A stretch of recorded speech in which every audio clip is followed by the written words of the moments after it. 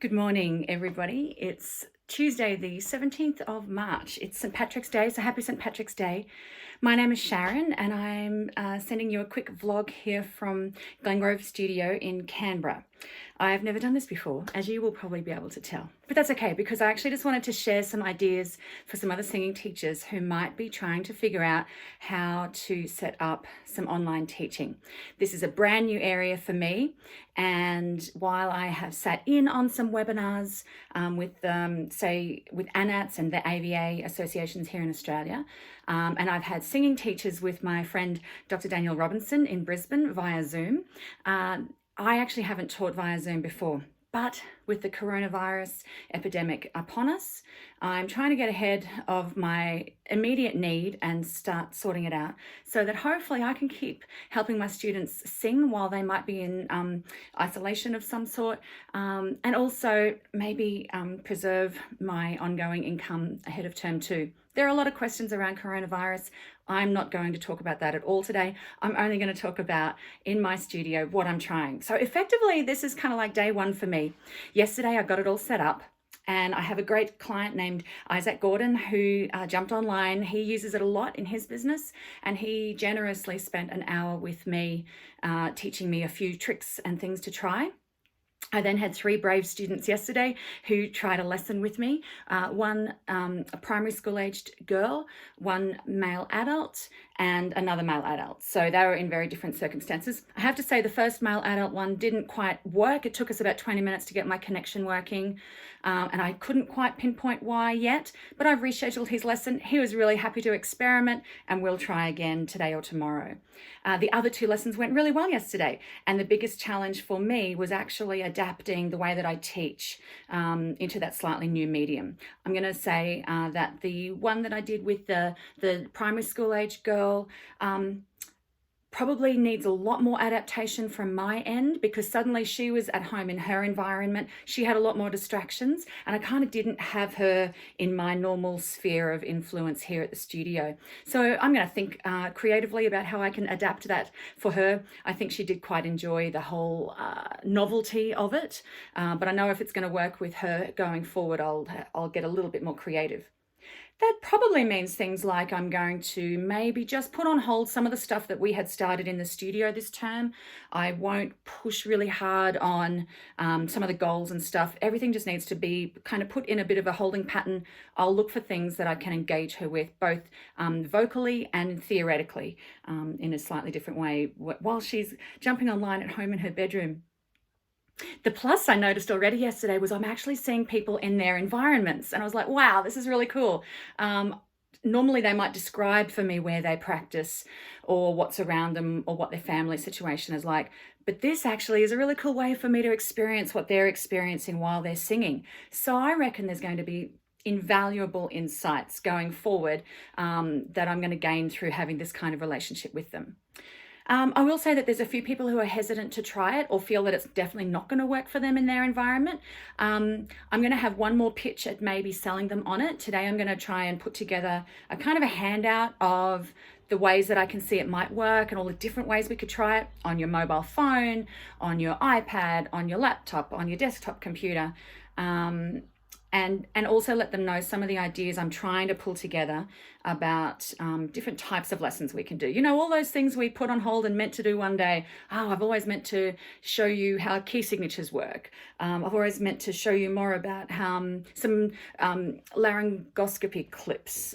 All those little things that it's like one day. I'm pulling all of those ideas out, and we're going to put them together into some things that people might like to try. So status quo here in Canberra at the moment is that there are only 2 diagnosed cases, but I've sort of gone ahead of the game because my studio, my teaching room is in the middle of our home. It's surrounded by general living areas, and if this winds up being my place of isolation under quarantine or whatever, if you know the government does a lockdown or whatever, then I need to know that this is safe for us, and I also want my students to feel safe as well. So I've kind of already gone on the front foot last Saturday and sent my students a policy describing our plans and saying that our first preference is that they try Zoom lessons, and our second preference is that if they come here, they run through a hygiene protocol. So I spent a lot of time yesterday getting that all organised, and my students have been really great, the ones that have come here. So far, I've got about a 1/3 to 2/3 ratio of people that want to come here still for a lesson this week and those who are happy to try Zoom. And I think that's a pretty great take up, so I'm happy with that. I'm also very fortunate to have a bit of a standby list of people who want to have a lesson anytime they want. So I'm hoping that if I do have to go to Zoom only, maybe there's some people that have been waiting just to try a lesson with me who'll jump on and try it that way. The reason why I've chosen Zoom over some other platforms that are possible, first of all, it's got some built-in education options to it because it's designed for online learning. So it's got the capacity for me to share my screen.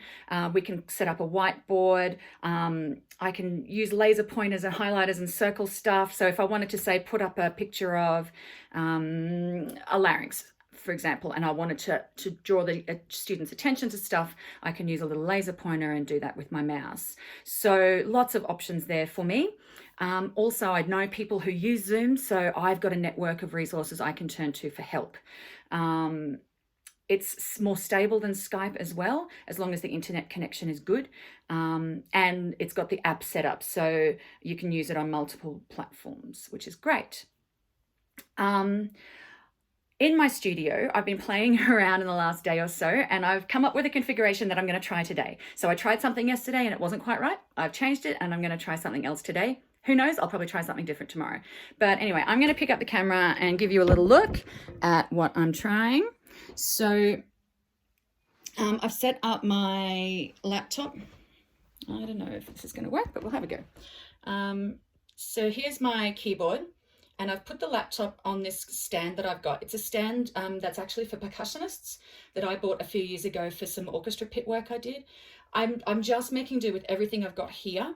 I've put this light on the music stand just to put a bit more light on my face. And I've actually intentionally put the computer that I'm running Zoom through on that end of the keyboard because there's more light coming in from the window over there, and that puts more light on my face. I noticed yesterday when I did it on the opposite end over here that there wasn't enough light, so I'm trying it like that today and see if that helps. It probably, I was really curious to read the excellent handout that Helen Paris has for her students about setting up, and she talked about light and things that they can do at their end. So that's probably something that I'll take a look at as the week goes on, how I can advise my students on what they're doing.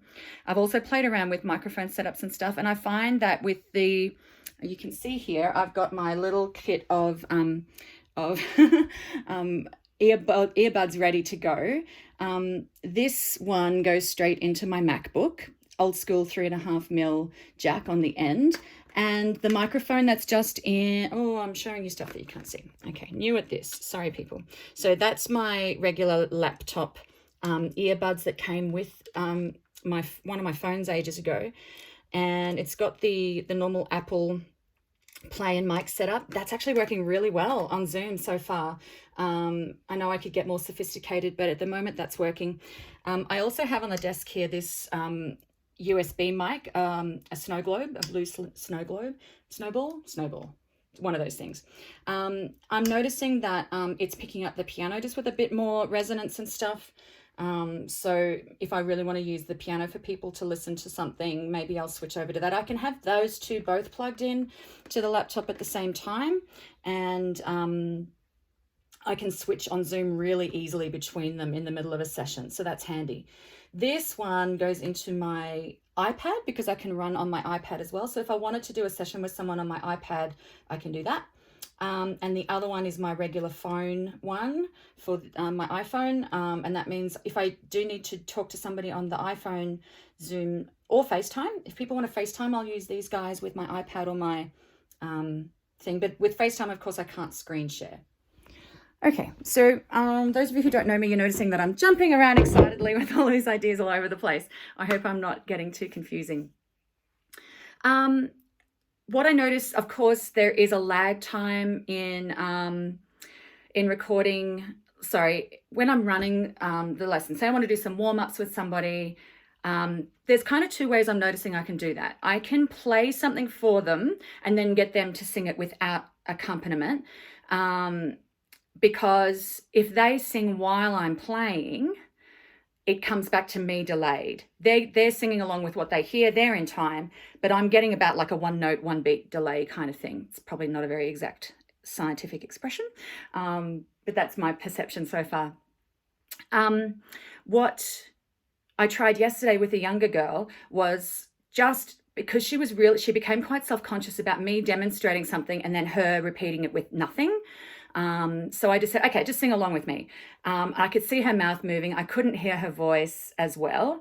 So I decided that in that moment, because we were doing exercises that she was familiar with, that we've done in the studio, in that moment, I would just accept that I was basically doing guided practice with her. And maybe there'll be some moments with some people that's what the sessions will be like. They'll be a guided practice. And I'm fine with that because it keeps them singing and it keeps us connected. And maybe I'll get more explorative with things as we go. The other thing that's possible is that they can play exercises that I've given them audio recordings of on their computer and sing along with that. Now, the problem with that is it just depends on the setup at their end, whether the computer music is louder than their voice. So where people have maybe got a Bluetooth speaker or a capacity to get the backing track that they're playing away from the computer, I'm hoping that's going to work out a lot better. But everybody's just going to be so different in how they interact with the technology at their end. So I'm just going to try and be super adaptable and try and keep them confident, keep them engaged, and that kind of thing. So this has been a really hurried setup for me. It's still a trial in progress. Today, I've got 5 people on Zoom. So it's going to be really interesting to see how that goes. I know every day I'll grow more confident with this. At the moment, I've got more confidence than I had last Saturday. So that's awesome. I'm excited about that. And maybe I'll share with you tomorrow if I get some more insights. I'll kind of come along with a few other thoughts. If you've got any questions that you'd like me to try out with my students before you try them with yours, let me know. And otherwise, if you found this useful and you want to hear some more, I guess subscribe. That's what everyone says you should do, right? And I should say that too. So welcome to Glengrove Studio. If you're still listening, thanks. I hope you have a great day of teaching. I hope you're well and that you're taking care of yourself. And yeah, I just have a great week and go be curious. Thanks.